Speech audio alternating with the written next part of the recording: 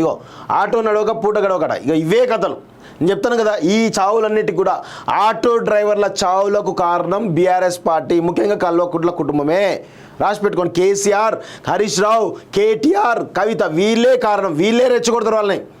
రెచ్చగొట్టి వాళ్ళను ఆత్మహత్య చేసుకునే ప్రేరేపించి ఈరోజు తెలంగాణ ఉద్యమం మనం చూసినాం కదా.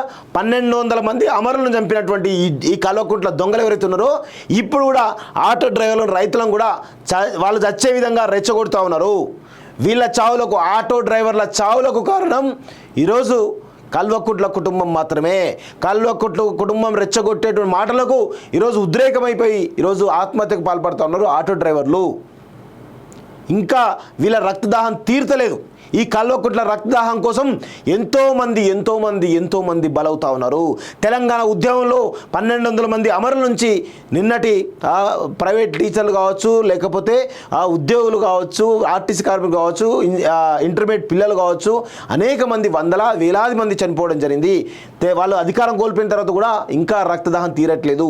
ఇంకా చచ్చిపోతూ ఉన్నారు. అమాయకమైనటువంటి జీవులు కల్వకుంట్ల కుటుంబం కోసం ప్రాణార్పణ చేస్తూ ఉన్నారు.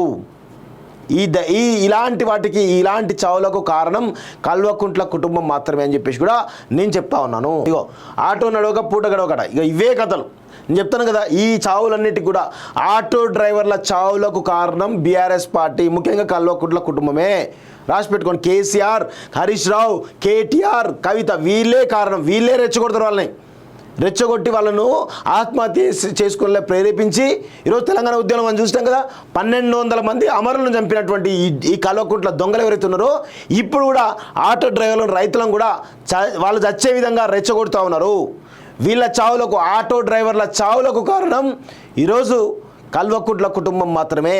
కల్వకుంట్ల కుటుంబం రెచ్చగొట్టేటువంటి మాటలకు ఈరోజు ఉద్రేకమైపోయి ఈరోజు ఆత్మహత్యకు పాల్పడుతూ ఉన్నారు ఆటో డ్రైవర్లు.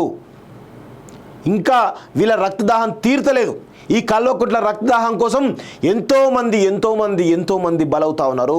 తెలంగాణ ఉద్యమంలో 1200 మంది అమరుల నుంచి నిన్నటి ప్రైవేట్ టీచర్లు కావచ్చు, లేకపోతే ఉద్యోగులు కావచ్చు, ఆర్టీసీ కార్మికులు కావచ్చు, ఇంటర్మీడియట్ పిల్లలు కావచ్చు, అనేక మంది వేలాది మంది చనిపోవడం జరిగింది.